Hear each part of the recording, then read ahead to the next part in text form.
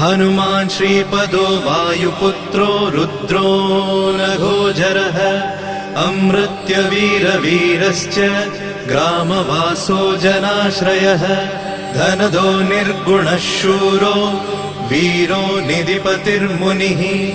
पिङ्गाक्षो वरदो वाग्मी Sita शोकविनाशकः